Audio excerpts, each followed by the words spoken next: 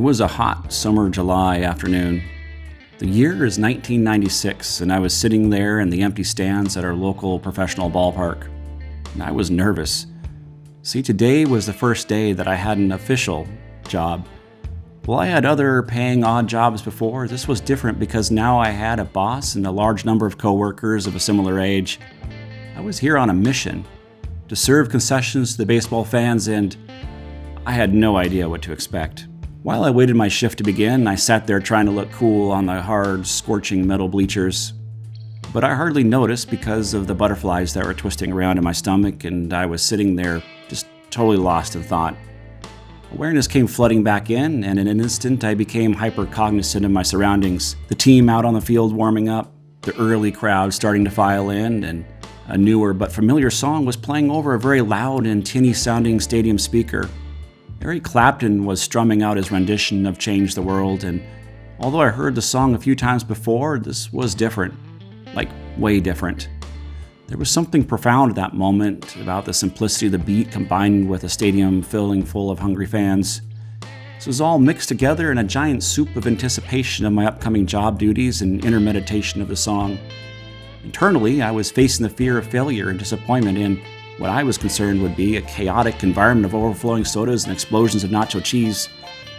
But outwardly, I rose and trotted down the long stadium steps and headed for the concession stands, all while subconsciously trying to process the words of Mr. Clapton echoing across the ballpark.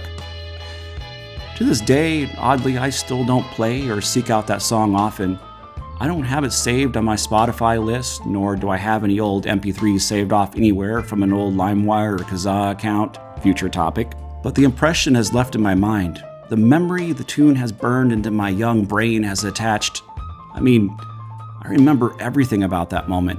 The unforgiving, scorching metal bleachers, the gentle, baking summer breeze, the prolonged drive down the stadium in my grandfather's old pickup, parking it, and as I was heading to the entrance gate, glancing back at the parking lot and realizing I was losing my childhood freedom.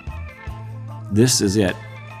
This is where my work life begins, and I may not stop for a very, very long time. Maybe until I'm old and retired like my grandparents. And as it turns out, that's exactly what's been happening since. I blinked and realized that my youth has faded, and I'm halfway through my working career, seemingly, somehow, rooted in that pivotal moment. So in the following decades, did I ever end up changing the world? Well, in a way, yes. I have certainly changed the world for my family and friends and coworkers, hopefully in a positive way.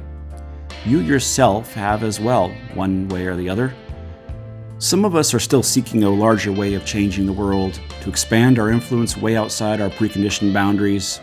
See, I'm on a mission to do just that, right now, right here. And you are a key part of this movement. So hang on, we have a lot more coming our way. Please stick around as we explore together our more pleasant cultural history throughout the decades. It's good to remember how we got here, and believe me when I say there's a lot to recall. Meanwhile, what song brings you back to the moment? How well do you remember the surroundings, the feelings, the relationships? What causes you to have that iconic Ratatouille flashback?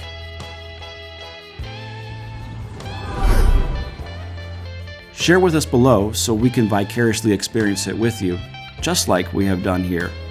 These are the movies that shape our lives. And to you, Mr. Clapton, beautiful song and uncanny timing on that hot July day in 1996. It's also strangely the song that I want played at my funeral.